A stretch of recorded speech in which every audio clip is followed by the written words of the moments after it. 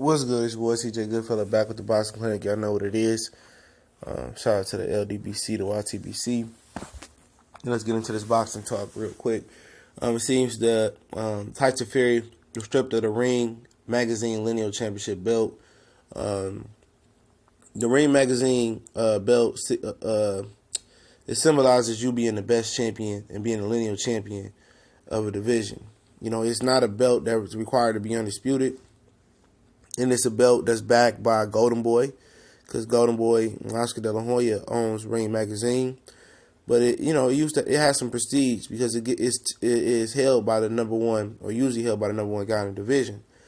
But Fury was still holding that title, and they gave him the benefit of the doubt while his process played out with the UKAD.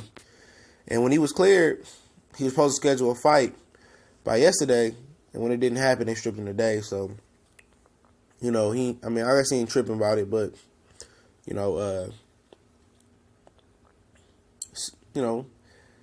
get it back. If he can get back on his P's and Q's, he definitely get it back.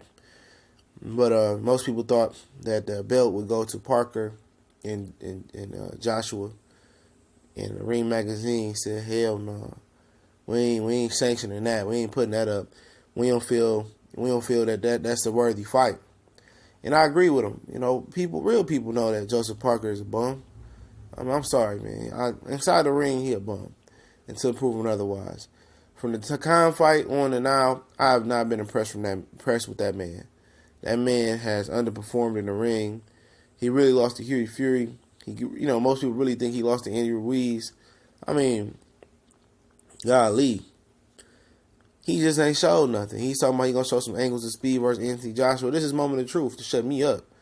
Because I was a supporter of his, and I still support him. I just don't see it inside the ring. I see the talent when he's training. But when it comes to putting it together inside the ring, I don't see it. And the Ring Magazine, according to the article link in the description from Boxing Scene, so you know this trill, said that the only way that belt is going to be put up and sanctioned if Anthony Joshua and Deontay Wilder get in the ring. The winner of the Joshua and Parker fight and the winner of Luis Ortiz and Deontay Wilder, they said unanimously, or they feel that Deontay Wilder is the second best heavyweight in the world. Obviously, they think Anthony Joshua is number one. And most people do because he holds the belt, so that's true. And they said that's the only how they putting that belt up. So the Ring doing their part, to force that fight. Anthony Joshua probably gonna say, I don't care about the belt. I can get the Ring British belt or something like that, or some dumb crap like that. But they trying to force his hand. And Eddie Hearn has been all over the table and lying about what Joshua gonna do next. I remember on the Smoke City Mobcast last night, Black Fight Fan was talking about how much of a mark and a lying piece of crap Eddie Hearn is. He's no different from Bob Arum. He's the Bob Arum in the UK. One interview said that if Jarrell Baby Miller wins his fight April 28th, he get Anthony Joshua.